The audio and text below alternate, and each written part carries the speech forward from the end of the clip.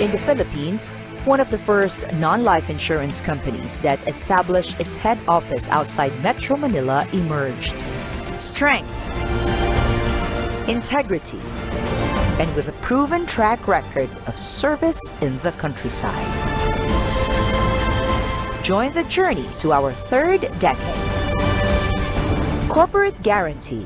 We value our commitment. Alamin ang mga batas at ordinansa na isinusulong ng Sangguniang Panlunsod. Tunghayan ang pagharap ng mga Fernandino sa hamon ng pandemya. Sama-sama nating damhin ang serbisyong hatid ng Sangguniang Panlunsod ng San Fernando, Pampanga sa pangunguna ni Vice Mayor Jimmy Lazatin sa programang Lugod Fernandino tuwing Lunes alas 7:30 ng gabi dito lamang sa CLTV.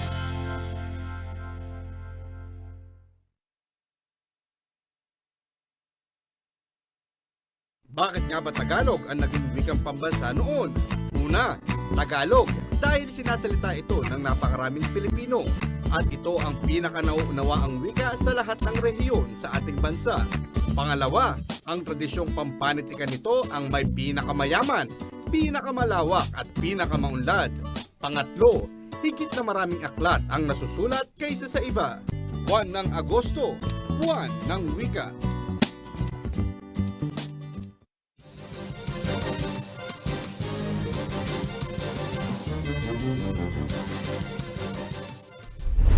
Narito na ang mga malalaking balitang Central Luzon ngayong araw. Isolation facility sa Ciudad San Fernando. Nagsagawa ng expansion bunsod ng tumataas na kaso ng COVID-19. Large-scale quarantine restrictions papalitan ng granular lockdown. Authorized person outside residence o APOR, inirekomenda na wag na rin palabasin. 2 taong gulang na batang babae unang kaso ng COVID-19 Delta variant sa Zambales at Save Our Future campaign inilunsad ng mga kabataan sa Isla, Pamarawan.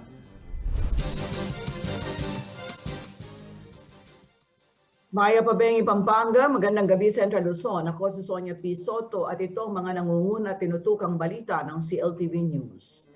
Dahil sa tumataas na kaso ng COVID-19 sa City of San Fernando, Pampanga, nagkaroon na ng expansion o pagdaragdag ng bed capacity sa San Isidro Isolation Facility. Ang dati-rating 160-bed capacity ay dinagdagan pa ng 70 kama. Patuloy rin umano ang COVID vaccination rollout sa lungsod. Sa kasalukuyan, higit 54,000 Fernandino na ang fully vaccinated. Si Rainiel Pawid ang may report.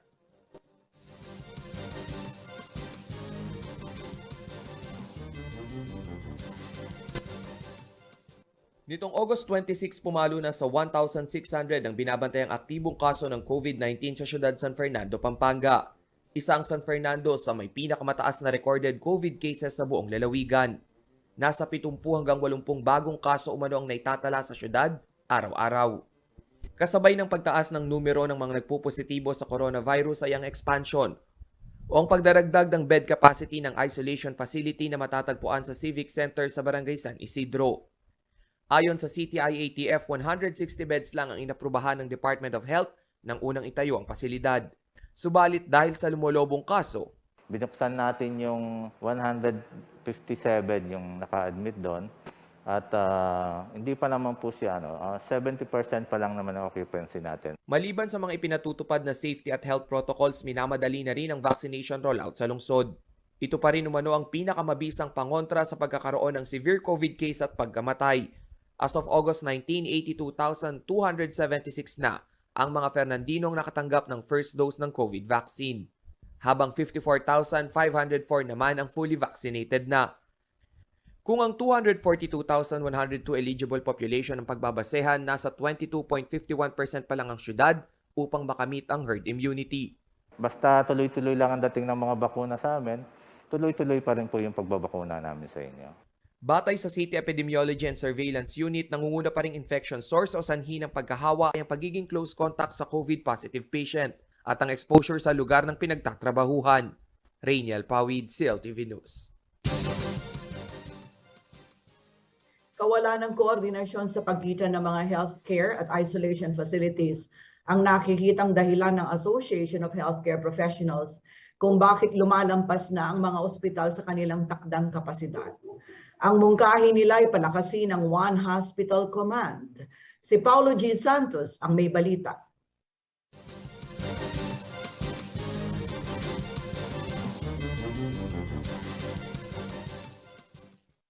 Hindi na itinatanggi ni Pampanga COVID-19 Center Chief Dr. Flor de Licia Panta ang adjustment sa workload ng mga healthcare workers sa 11 district hospital sa Pampanga na punuan ngayon dahil sa COVID-19 surge sa probinsya. Yeah, the health workers po ngayon kasi dahil dumadami po yung mga kaso, tas ang staffing namin is enough for the previous lang na sana census namin. Nagdodoble po kasi yung bilang ng one nurse po sa pasyente, ng ratio. Ang pahayag na ito ni Dr. Sapanta pinatotohanan ni Governor Dennis Delta Pineda na pinuno naman ng Provincial IATF. Kaya ang kumprontasyon niya sa publiko ay ang abiso na dapat ay maging maagap ang mga kabalen sa koordinasyon upang maibukod kaagad ang isang COVID-19 patient na may iba't iba ang kondisyon. Kailangan po maagap po tayo. Kaya po napupuno ang mga hospital natin. Bakit? Ilang araw na pong may sakit ang kapamilya natin bago nyo po dalhin sa mga ospital. Kung hindi ho nahihirapan huminga, hindi nyo pa ho ilalabas. Halos sakto na lang pong umaabot sa mga ER natin ang mga pasyente natin na mamatay. Ang aktual na senaryong ito sa Pampanga ay isa lamang muka ng maraming lugar sa bansa na problemado ang puno ang COVID-19 healthcare facility. Sa virtual session ng Association of Healthcare Professional nitong August 18, 2021, ang obserbasyon ni Dr. Antonio Dance ng Philippine Society of General Internal Medicine, kailangan ng isama sa One Hospital Command ng DOH ang mga isolation facilities ng LGU at ng healthcare clinic. Ang problema noon pa man ay yung mahinang primary care system natin. Yung mga healthcare worker na unang pupuntahan. Hindi naman kasi kailangan spesyalista agad o ospital agad. Para palakasin ito, minumungkahi namin palawakin ng sakop ng One Hospital Command. Isama na lahat, hindi lang coordination ng hospital. Sama natin ang pharmacies, clinics, laboratories, and other services. Ang pangatlong sakit po ay ito. Grabe po ang pagdami ng kaalaman tungkol sa COVID-19. Napakaraming gamot, napakaraming test, at napakaraming research. Alin ba talaga ang maganda? As of this morning po, there have been 58,000 researches on COVID-19. Sa loob lang yan ng 8 buwan. That means that every 5 minutes, may bagong research na lumalabas. Ayon kay Dr. Dance, puna rin ng mga healthcare professional ang nakalilitong case findings dahil sa hindi patentadong paraan ng contact tracing. Iba-iba ang paraan ng case finding at isolation. Iba-iba ang paraan ng contact tracing at quarantine. Nakakalito po. Ang problema sa capacity surge sa mga ospital ay isa umano sa dapat i-address ng DOH sa paglikha ng pulisiya na kailangang ibaba hanggang sa mga lokal na pamahalaan upang ang mga COVID-19 positive na hindi naman dapat maihalo o maisabay sa bulto ng mga pasyenteng pumipila sa emergency room ay maawat. Samantala, sa press briefing ng Department of Health o DOH ngayong August 27, 2021, sinabi ni DOH Undersecretary Rosario Vergere na ang COVID-19 surge capacity sa mga COVID-19 referral hospital ay hindi pa umano talaga na ma-maximize base sa atas ng DOH na makailangang maglaan ng 50% bed capacity ang mga pampublikong ospital at 30% na bed surge capacity para naman sa mga private hospital. But as of August 24, there were these 59 out of the 443 government hospitals which are still below the 30% COVID-19 allocation for beds, and 220 out of the 843 or 26% of private hospitals still below the 20% COVID bed allocation. So pag tinignan po natin yan, hindi pa po yan yung sinasabi nating surge capacity na 30 and 50% for private and public hospitals respectively, Yan pa lang po yung nandun tayo dun sa sitwasyon pa lang na hindi pa ho ganito kataas ang kaso. Paolo G. Santos, CLTV News. Sa pagbabalik ng CLTV News, pagbabawal sa paglabas ng APOR, inirekomenda ng DILG sa ilalim ng bagong quarantine restriction. At granular lockdown ipapalit sa large-scale community quarantine. Manatiling nakatutok para sa iba pang mga nangungunang balita.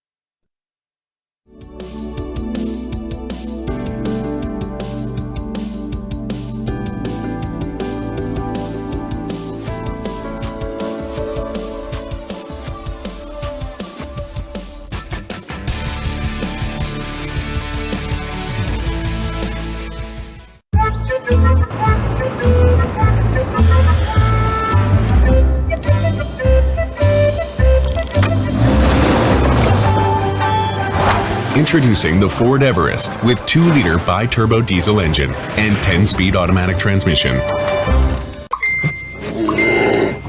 The new Ford Everest. Extraordinary happens offline.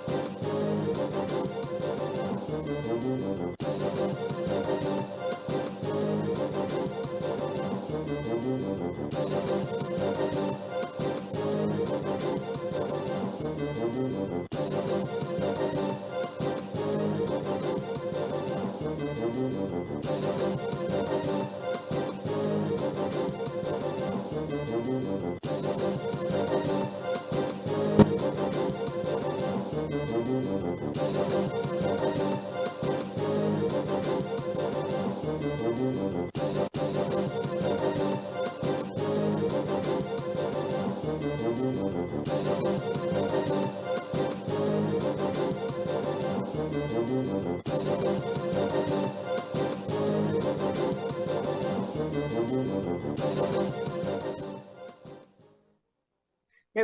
si LTV News at sa iba pang mga nangungunang balita.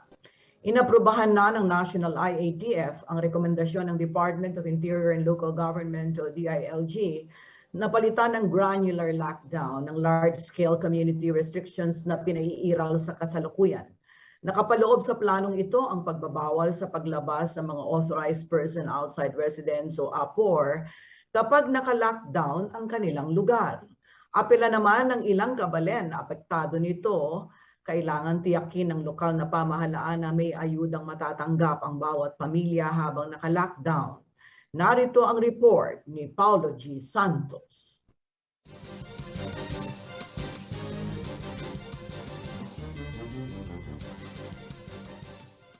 Ako, on my part, kung pwede nga lang akong magdeklara sa Guagua na ECQ, idedeklara ko. Kailan hindi po pwede. Sa salitang ito ni Guagua Mayor Dante Torres, desperado na siyang ipatupad ang pangkalahatang lockdown sa sentro ng komersyo ng 2nd District ng Pampanga. Yon ay dahil sa kabiguan pa rin na maawat sa paglabas ng bahay ang mga kabalen na nasa granular lockdown. Pero this time, kasi parang hindi siya naging successful, no? Nagigpit na tayo ng interbarangay curfew, marami pa rin matitigas ang gulo, no? Sa kasalukuyang umiiral na granular lockdown, pinapayagan pa ring lumabas ang mga authorized person outside residence o APOR gaya ng mga nasa transport sector. Ang mga trike driver ay patuloy na namamasada sa kabila ng lockdown sa kanilang barangay, ang San Juan Nepomuceno. Para kay Ariel Castro Banal, commitment ang kanilang hinihingi sa lokal na pamahalaan na kung mabibigyan sila ng ayuda ay hindi na raw sila magtatangkapang lumabas upang mamasada. Ewan ko po, hindi po namin masabi kung bibigyan po kami. Kasi natagal na po kaming gustong magkayuda para hindi na lang kami nahihirapan na mamasada dito. Sa monitoring ng Pampanga COVID-19 Center, sa 19 na munisipalidad sa Pampanga, pinakamataas pa rin ang Guagua sa mga aktibong kaso nito ng COVID-19. As of August 25, 2021, mayroon itong 481 active case. Isa rin ito sa mga munisipalidad sa Pampanga na may malaking numero ng mortality o nasasawi na nasa bilang ng 116. Ngayon po, ang nakikita po namin nagsisearch talaga is Guagua po. Yes. Ayon sa Department of the Interior and Local Government o DILG, kanilang inirekomenda sa National IATF ang planong pagtanggal sa large-scale community quarantine o ang classification ng ECQ, MECQ, GCQ at MGCQ. Sa halip, papalitan na lamang ito na granular lockdown. Ito ang naging pahayag nitong August 26, 2021 sa public address ni DILG Yusek Epimaco Densing. Mas epektibo po itong pamamaraan kaysa isara natin o i-lockdown natin ang kabuuan ng isang probinsya o ng isang syudad. At kasama sa iminumungkahi ng DILG sa Interagency Task Force for the Management of Emerging Infectious Diseases o IATF na pati na ang mga authorized persons outside residences ay pipigilan na ring lumabas sa ipaiiral na localized o granular lockdown. Rekomendasyon po ng Sub-Technical Working Group on Data Analytics, no, na pinumunuan po ng Department of Health. At kung napapansin po natin sa iba ang ECQ ngayon, dahil sa ECQ ngayon kahit meron tayong lockdown, marami pa rin mga APOR na nakakalabas. So meron pa rin mobility, kung sakasakali nakakapanghawa pa rin. Pero sa granular lockdowns kasi, hindi mo papayagang lumabas ang mga tao dun sa area yon. Samantala, sa pag-usisa ng news team sa Guagua Municipal Government sa execution ng kanilang granular lockdown sa 3 barangay, hindi umano nila kakayanin ang 14 days quarantine na inirekomenda ng DILG. Ayon kay Guagua Municipal Administrator Jun Panganiban, 7 araw lang ito. At upang maibsan ang bitbitin sa gastos ng pagpapakain sa laki ng mga apektado sa lockdown, ay sinasabayan na lamang umano nila ito ng mass testing. 47 days lang ang ginawa namin to stamp out or to stamp out yung continuous rise. Kasi sinasabayan naman namin ng tinatawag nating mass testing. So, pag nag-lockdown kami, yung mass testing namin, kino-concentrate namin doon. Samantala, sa pulso ng mga kabalen sa mungkahi ng DILG na pati na ang mga apor ay itali sa bahay kung may granular lockdown, pananaw ng ilan. Ang hawaan umano ngayon ay hindi na lamang sa workplace, kundi pati na sa loob ng bahay. Same din, sir. Kasi siyempre pag galing ka sa trabaho, uwi ka ng bahay, nakakuha ka na doon, napupunta rin sa bahay. So nakakahawa rin kahit nasa loob ng bahay, sir? Nakahawa-hawa. Pasahan na lang ho, sir. Hawa. Bakit ka mo, sir? Kung inuubo yung talagang kadugo mo, mahawaan ka sa loob ng bahay, di ba? Kahit sa labas, maraming inuubo na ng virus mo, mahawaan ka pa rin. Kasalukuyan na umanong pinaplansya ng IATF ang detalye ng bagong quarantine scheme na kailangan pang aprubahan ni Pangulong Rodrigo Duterte bago tuluyang maaprubahan. Paolo G. Santos, CLTV News. Kaugnay ng balitang yan tungkol sa granular lockdown, makakausap natin si Ginoong Jason Veran, ang Program Manager ng DILG Pampanga. Magandang gabi, Sir Jason! Magandang gabi po, Miss Sonia, at magandang gabi po sa lahat ng taga-panood sa ating pong himpilan na ito. Okay, sir. Let's jump into the discussion. May ilang katanungan lang ako sa inyo. Ang rekomendasyon na palitan ng granular lockdown, ang kasalukuyang large-scale community quarantine ay mula po sa DILG. Ano ba ang naging kahinaan nitong umiiral na mga naunang quarantine restrictions? Bakit tayo ay granular lockdown na?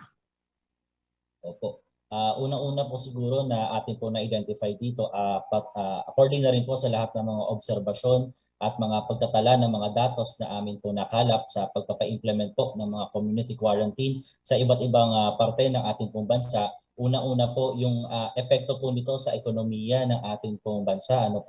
Alam naman po natin na kapag tayo po ay nagkakaroon ng panibagong community quarantine classification, ay hindi lamang po ang mga residente ang naapektuhan, kundi pati po ang mga negosyante. So kapag apektado po ang mga negosyante, kawawa po ang ating po mga nasasakupan po na ang kanila pong sahod ay arawan or yung no work, no pay. So sila rin po ay naapektuhan po sa ating pong pag-i-implement po ng community quarantine classification po na ito. At isa pa rin po sa mga na-identify po natin ay syempre po ang ating pong pag-i-implement po ng community quarantine classification ay napaka-large scale po. Kung saan po ang buong munisipalidad o syudad po ay naapektuhan po ng community quarantine classification pa na ito na which is mas nagiging mahirap po ang monitoring and evaluation po sa implementation po nito. Okay. Sir Jason, para sa kaalaman ng ating mga manonood, ano ba ang kaibahan ng granular lockdown? Although nabanggit mo na kanina na mas large scale kasi yung mga nauna, ito granular, yung implication lang dun sa word ng granular na galing sa grain, so ibig sabihin smaller scale, mas smaller areas, pero pwede mo bang pakipaliwanag ng eksakto kung ano talaga ang pagkakaiba in terms of how it's going to be operated, how it's going to be done?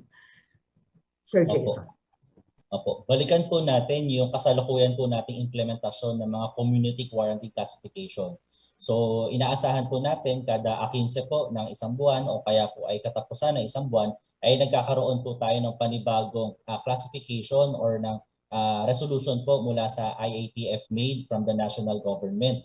So dito po kabuuan po ng munisipyo or ng syudad ang ating pong isinasa-undergo ng community quarantine classification. Sa community quarantine classification din po, sakop po nito ang lahat ng ating po mga business districts, lahat po ng mga establishmento na meron po sa isang syudad or munisipalidad. Hindi po katulad ng granular lockdown. Sa granular lockdown, yun lamang po mga mismong komunidad, be it a compound or sitio, purok, barangay, na meron pong clustering of cases, sila lang po ang ila-lockdown natin. Hindi po ang kabuuan ng mismong syudad or munisipalidad.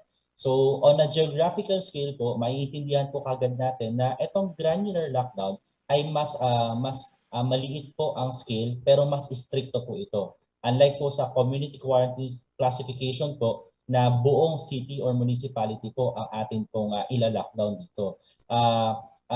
Gusto ko lang din pong bigyan ng diin or stress po or emphasize na pag sinabi po nating granular lockdown, ito lamang po ay para sa mga critical zone. Ma'am Sonia, pag sinabi po natin sa critical zone, ito lamang po yung nakitaan po natin ng positibo or mga kumpirmadong kaso. At dito po nakikitaan natin ng posibilidad na nagkakaroon po ng lokal na transmission po ng mga COVID-19 cases dahil na itatala po natin ang mga symptomatic cases doon po sa mga communities po na ito. Kaya po minumungkahi po na ating departamento na magsagawa po ng granular lockdown na mas nakikita po natin na mas maaaring mas maging epektibo kaysa po sa isang wide-scale na community quarantine classification. Okay. Sir Jason, sino naman ang pwedeng magdeklara ng granular lockdown? Pwede ba ang barangay captain o kailangan ang mayor, ang governor? Papaano ang hierarchy ng approval pag granular lockdown? Opo, napakasimple lang po ng ating pamamaraan o proseso sa pag-approve ng ating mga granular lockdown. Maaari pong magsimula ang suhestyon o mungkahi po sa resolution po ng isang barangay sa pamagitan po ng kanila pong code team or ang ating pong COVID operations team po natin sa mga barangay. Kung hindi naman po magsimula sa barangay ang ating pong panukala ng granular lockdown, maaari din po ang munisipyo o syudad po sa pamamagitan po ng kanilang local task force ay magsagawa ng analysis or situational analysis para magsagawa ng granular lockdown sa isa pong sitio, purok o barangay. So either that way po, barangay or city municipality, maaari po silang magmungkahi ng pagsasagawa po ng granular lockdown. So kapag pagdesisyon na po ang local task force na sila ay magsasagawa ng granular lockdown sa isang specific community, maaari po kagad nila itong i-implement right away. So right away po dahil time is of the essence sa atin po kasalukuyang panahon at sitwasyon, so pwede po kagad i-implement ang granular lockdown. Pero atin nga pong sinusundan ang National Task Force Memorandum Circular na dapat pong magsumite ng mga dokumento sa Regional Interagency Task Force ang mga nagsagawa po ng lockdown po na ito para po magkaroon po ng resolution or approval. So pwede pong i-implement kagad ni Mayor or ng ating pong local task force and then to follow po yung documentary requirements para ma-deliberate or mapag-usapan po sa level po ng rehiyon. Aabot yun hanggang level ng rehiyon pero wala nang need para hintayin pa ang approval. Yes po, yes po. Okay. Concurrence na lang po. Parang concurrence na lang. Okay. So, Sir Jason, pagpalagay na natin sa isang barangay nagdeklara ng granular lockdown na inaprubahan naman ng mayor, sino mag-a-assess ng kapasidad ng barangay na iyon na ipatupad yung granular lockdown considering mas mahigpit ito, sabi mo nga, 'di ba? So pag mas mahigpit, ang consideration kasi ay yung management, right? So parang pag granular lockdown kasi parang mas maliit yung area, so mas manageable, parang ganon.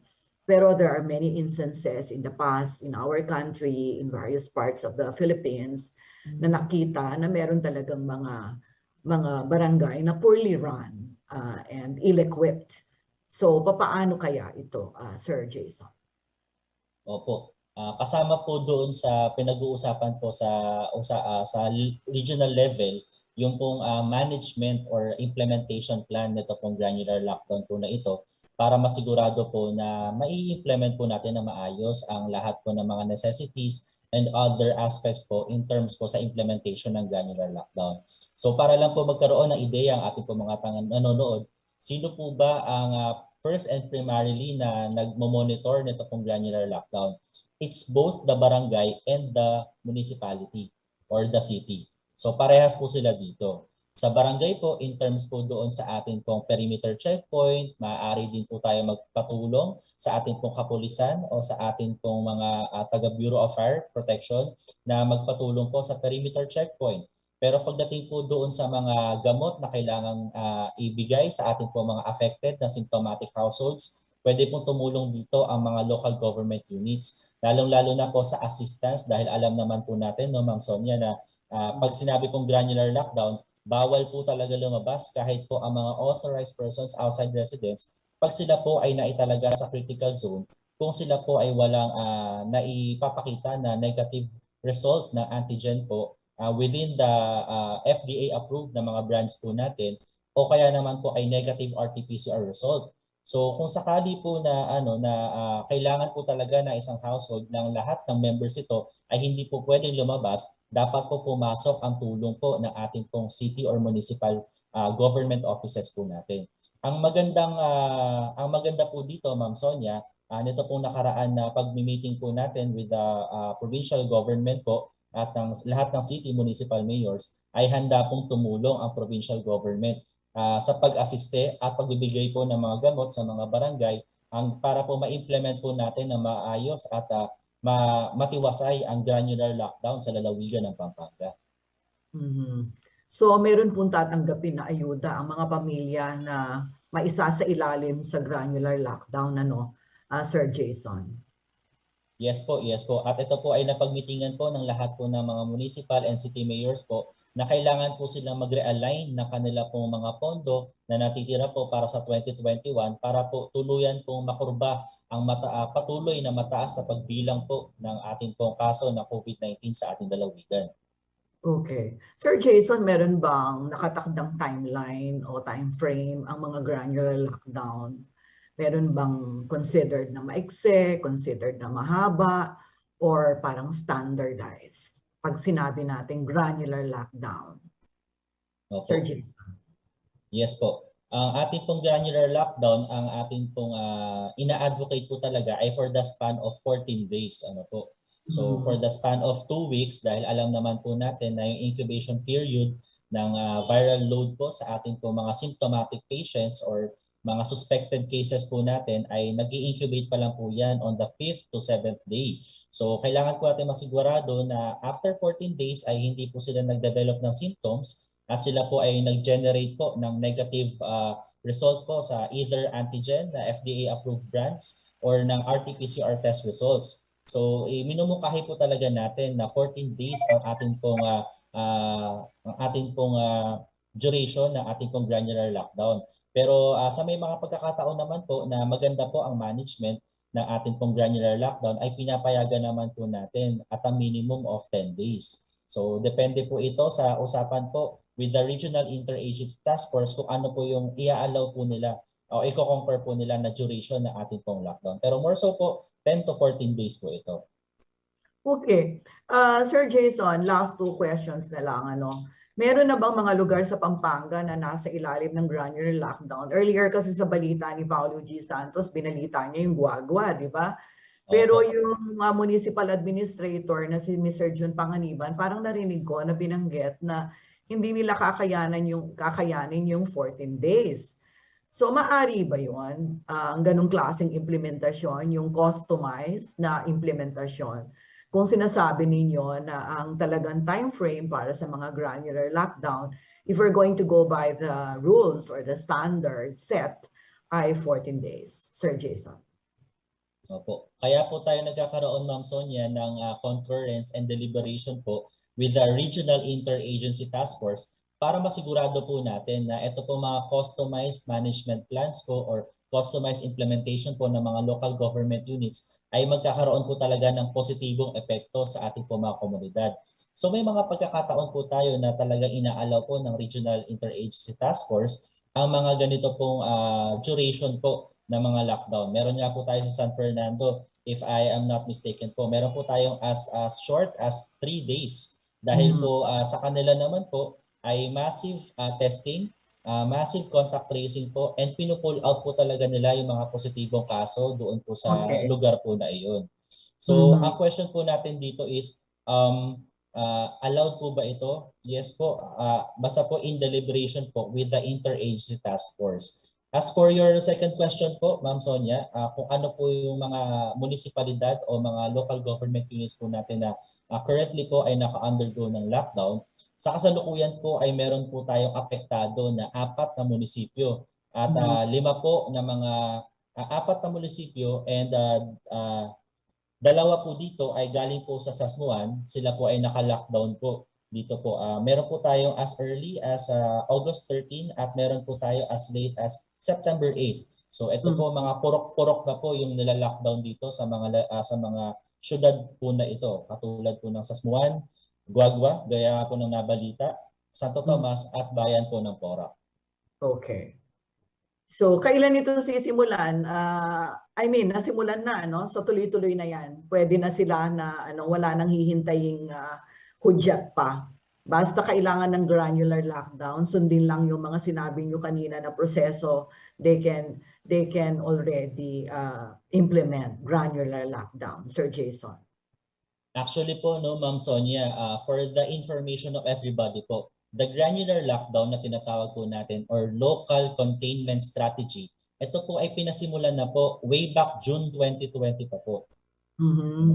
So June 2020 June 2020 na po ay meron na po tayong mga local containment strategy kung saan ina-identify po natin yung mga critical zones. In total po sa lalawigan po ng Pampanga, we have processed a total of 111 applications for granular lockdown since June 2020. At sa kasalukuyan po, gaya nga po ng thrust and direktiba po ng ating provincial government, ay i-assist po natin ang buong lalawigan po ng Pampanga, katuwang po ng ating mga punong alkalde sa bawat bayan at lungsod na matulungan po sila sa pag-aapila sa ating pong granular lockdown. So ngayon po, simula po nang magkaroon tayo ng meeting with the municipal mayors, ay nakaka-receive na po kagad tayo ng mabilisan po na pagsusumite ng mga mayors po na kanilang apela for the concurrence ng granular lockdown. Okay, maraming salamat Sir Jason. Thank you so much.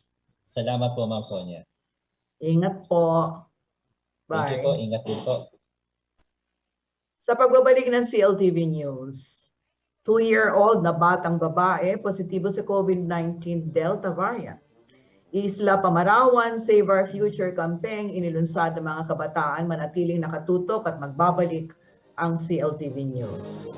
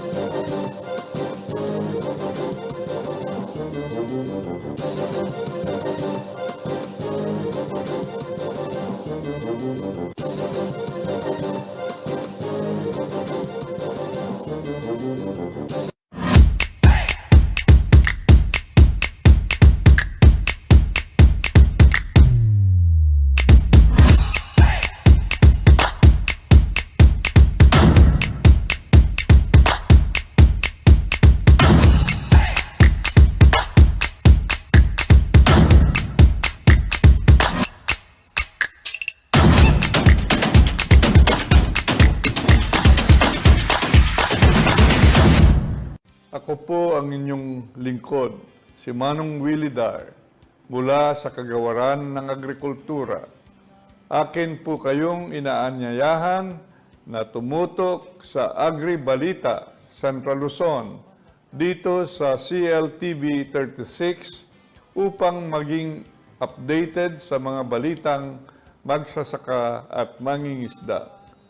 Tuwing Lunes naman, sa ganap na alas 10 ng umaga hanggat alas 12 ng tanghali ay mapapakinggan ang Ani at Kita sa Agrikultura sa RW 95.1 FM kung saan ay ating ibinabahagi ang mga bagong kaalaman sa agrikultura.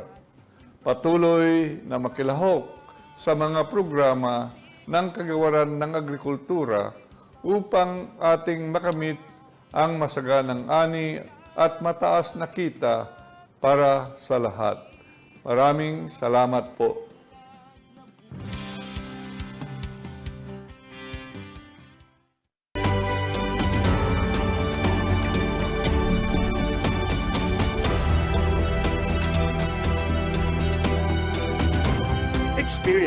Discover Japan. Only here at CLTV 36. Real-life stories from different sides of the globe. Witness UN in action.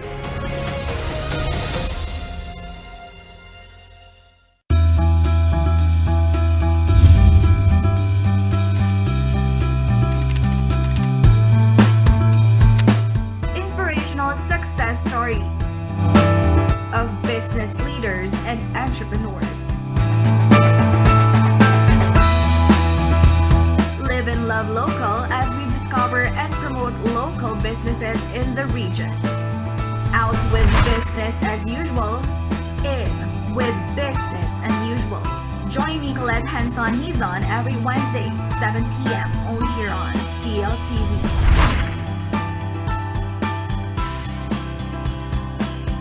Ang programang ito ay hatid sa inyo ng Fiesta Communities Incorporated at ng Houseland Development Corporation.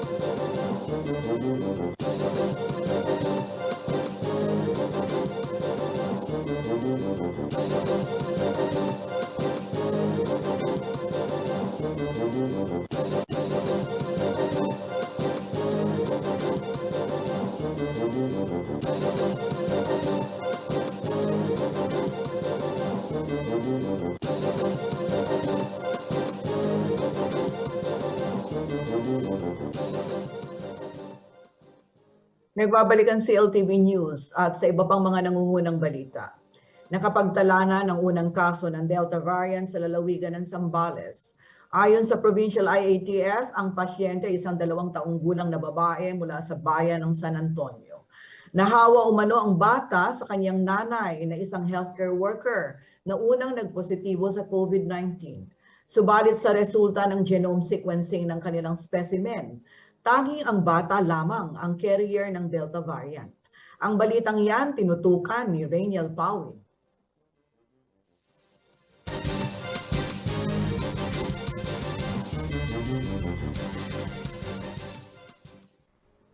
Isang 2 taong gulang na batang babae ang unang naitalang nagpositibo sa COVID-19 Delta variant sa Zambales. Ang pasyente ay mula sa bayan ng San Antonio. Isang healthcare worker ang nanay ng bata na una nang nagpositibo sa COVID noong July 29. Na-infect yung mga kasamahan dahil ang nanay nito ay isang nurse na umaasist din sa mga pasyente dahil sa meron tayong mga patakaran na kailangan ma-check up yung mga frontliners. Lumabas na yung nanay niya positive sa COVID-19. Nang sumunod na araw ay nagpositibo na rin umano ang asawa nito at ang 2-year-old na bata. Pawang tinamaan pa ng severe respiratory disease ang mag-ama. Noong August 5 ay kasamang ipinadala sa Philippine Genome Center ang specimen ng 3. August 23 nang lumabas ang resulta at tanging ang bata lamang ang na-detect na carrier ng mas nakahahawang Delta variant. Sa kabilang banda, doble higpit pa rin ang provincial IATF sa mga papasok ng lalawigan upang hindi na kumalat pa ang Delta variant. Una nang naglabas ng executive order ang provincial government kung saan kinakailangan na sumailalim sa weekly rapid antigen test ang mga APOR at essential worker na pumapasok sa Zambales.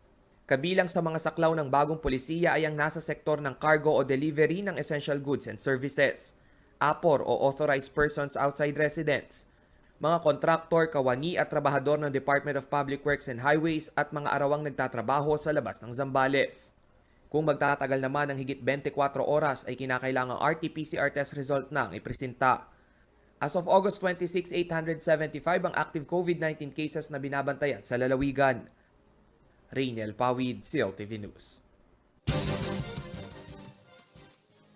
Sa pagpapatuloy ng Isla Pamarawan Special Report ng CLTV News, atin naman pakinggan ang hinaing at panawagan ng mga kabataan upang isalba ang karagatan na siyang pangunahing pinagkukunan ng kanilang pagkain at kabuhayan. Sa oras umano na mawala ang kinagis ng hanap buhay sa dagat ng kanilang mga magulang, ay mahihirapan na silang makapagtapos ng pag-aaral. Narito ang ikatlong bahagi ng aming Isla Pamarawan Special Report.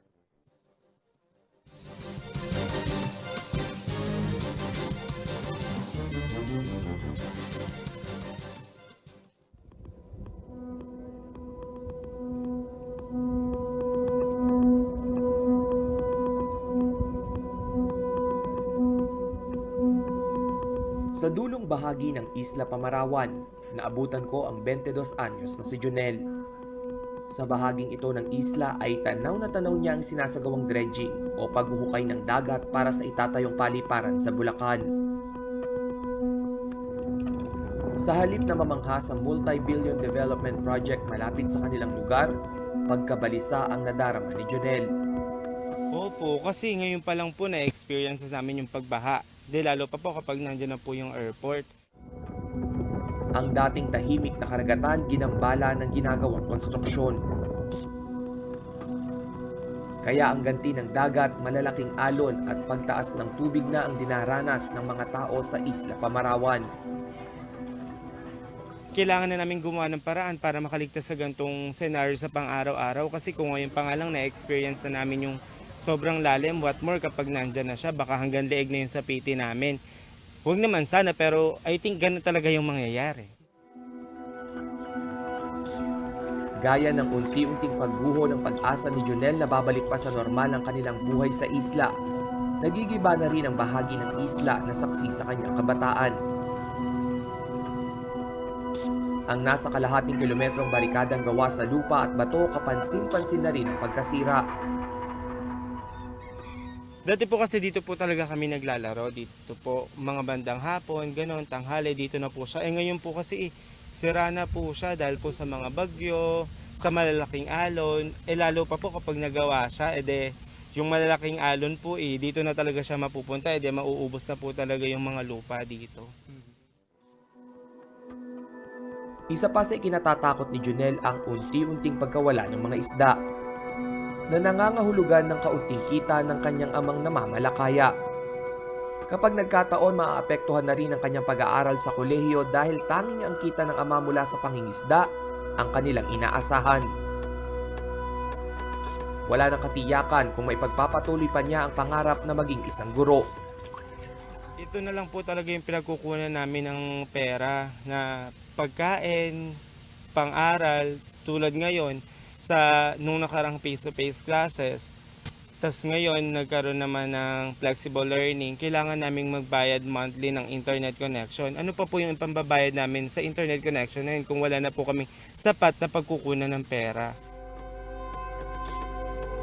Dahil sa kagustuhan na makatulong na maisalba ang kanilang lugar, bumuo ng samahan ang nasa 50 kabataan sa isla. Hiling nila na marinig ng mga kinauukulan ang boses ng mga katulad nilang ang tanging hangad ay isang payapa at masaganang pamumuhay sa isla na kanilang kinalakihan. Ano ba ang organisasyong ninanais nating mabuo? Ano ba ang Ahon Kabataan? Ito ay alyansa ng mga kabataang nakatira sa coastal. Layunin nito na makamit ang apat na hinahangad nating mitiin. Ito ang pagtatanggol sa kabuhayan, paninirahan, kalikasan at edukasyon.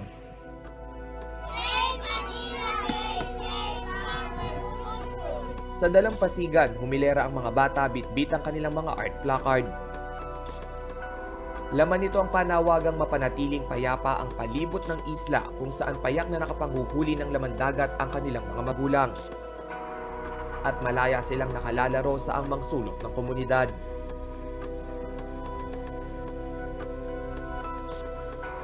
Dito kami nabuhay at gusto namin dito na rin kami mamatay.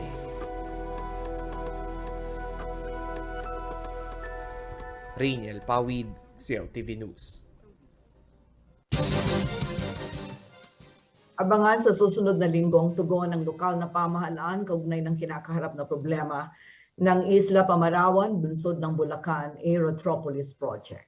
Sa pagbabalik ng CLTV News, water treatment facility nakatakdang ipatayo sa Ciudad San Fernando. Manatiling nakatutok at magbabalik ang CLTV News.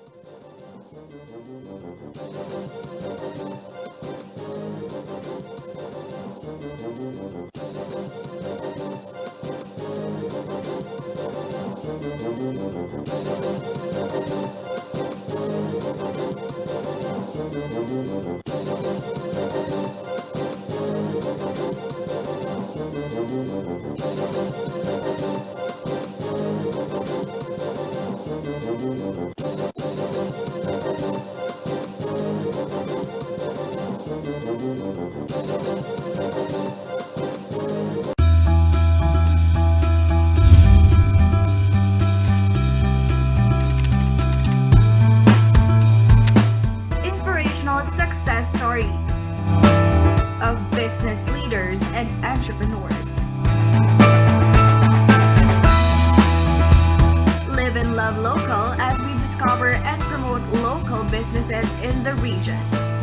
Out with business as usual, in with business unusual. Join me, Colette Hanson-Hizon, every Wednesday, 7 p.m. only here on CLTV.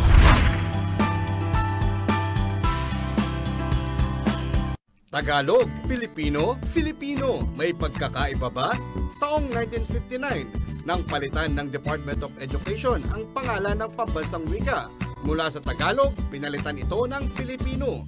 Dahil naman sa patuloy na impluwensya natin sa wikang banyaga, gaya ng sa Amerika at Espanya. Taong 1987 nang tuluyan ng palitan ng Filipino sa Filipino upang mas maging malaya ang pagtanggap ng mga salita sa wikang banyaga. Buwan ng Agosto, buwan ng wika.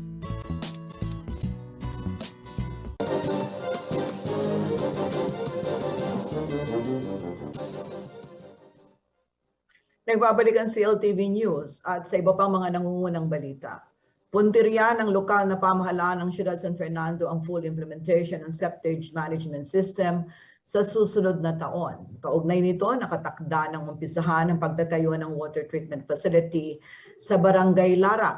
Ang iba pang detalye sa ulat ni Jenna Lumbang Parungaw.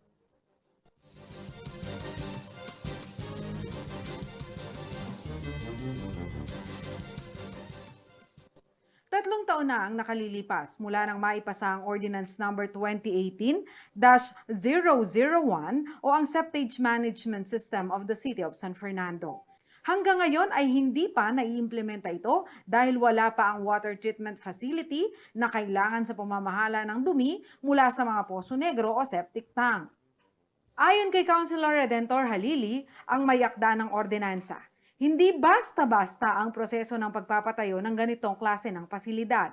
Magkagayunman ay areglado na umano ang mga permit para sa pagtatayo ng facility sa 2 ektaryang lupa sa may Barangay Lara. Meron na tayong lupa, under process na yung conversion para makapag-umpisa ng construction.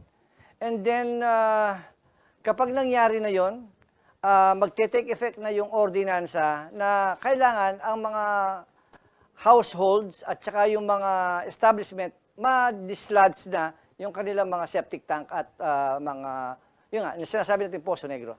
Nakasaad sa ordinansa na ang City of San Fernando Water District ang siyang hahawak sa septage management ng syudad. Kabilang dito ang pagpapatayo ng water treatment facility, dislodging ng mga poso negro at paniningil ng service fee. Sa usaping pondo, meron ng kausap ang Water District at sila ang bumili ng lupa, sila magpapatayo ng facility, sila ang magta-transport, pipick up at itatransport. Sila lahat ang may obligasyon nun. Sa ilalim ng ordinansa, lahat ng kabahayan at mga establisimento ay kailangang magkaroon ng septic tank o poso negro. Ito ay kailangang i-dislodge o tanggalan ng laman tuwing 3 hanggang 5 taon. Higit umanong makatitipid ang mga Fernandino at mga business owners sa inisyatibong ito dahil 1,700 pesos lamang kada 5 taon ang babayaran. Kung ang isang bahay ay gumagamit ng 10 kubiko ng tubig, magbabayad siya ng 29 pesos and 90 centavos kada month.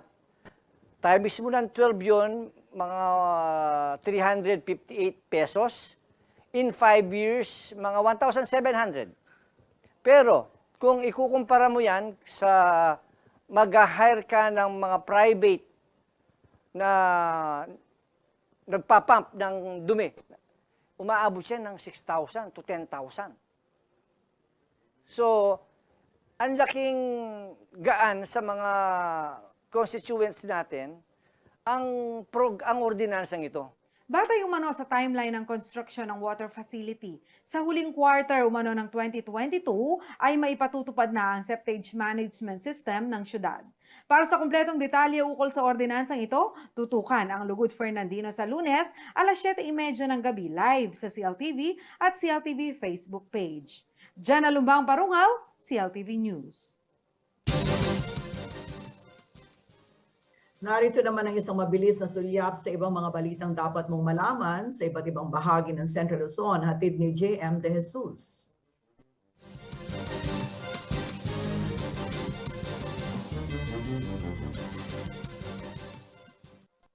Sa kabila ng nararanasang pandemya, hindi naputol ang taunang mutya ng buntis sa lalawigan ng Bulacan. Ginawa itong virtual pageant na kung saan ay ipakita pa rin ang talento at galing ng mga nanay sa lalawigan. Kahit online lamang ang kompetisyon, talagang makikita sa kanilang larawan na todo bigay sila sa pagsasayaw at pagkanta. Ito ang ika-4 na taon ng mutya ng buntis kung saan nagwagi si Miriam Pilapil na mula sa bayan ng Baliwag, Bulacan. Matapos aprobahan ni Pangulong Duterte ang pagbibigay ng tulong pinansyal, naipamahagi na ang mahigit 34 na milyong halaga ng financial assistance sa Abukay, Bataan nito nakaraang Martes. Ang Bataan LGUs ay naatasan upang ipamahagi ang ayuda pinansyal sa kanilang nasasakupan, katuwang ang DSWD, DILG at ang PNP naman para sa pagbabantay at pagpapatupad ng seguridad pangkalusugan at pangkapayapaan sa mga distribution areas. Nasa 699 milyon ang inilaan ng pamahalaang nasyonal para sa buong lalawigan ng Bataan sa ilalim ng naturang programa. Aprobado sa Kongreso ang Philippine High School for the Creative Arts System o PHSCA Bill. Isinusulong nito ang pagkakaroon ng isang specialized school system na makakatulong sa mga kabataang may aking galing sa sining sa Pilipinas. Nauna na umano ang Bataan High School for the Arts sa pagtulong sa mga kabataan na mahilig sa sining. Ngayon ay umaasa na susuportahan din ng Senado ang PHSCA Bill. JM De Jesus, CLTV News. At yan naman ang balitang nakalap ng CLTV News. Para sa karagdagang detalye, maaari nyo i-follow ang aming social media pages na nakikita nyo sa ating TV screen. Kung nais nyong balikan ang mga programa ng CLTV, pwede nyong bisitahin ang aming YouTube channel at CLTV36 Official at ang aming website sa www.cltv36.tv. Kasama ang buong puwersa ng CLTV News and Current Affairs, ako si Sonia P. Soto. Maraming salamat. Stay safe mga karehiyon.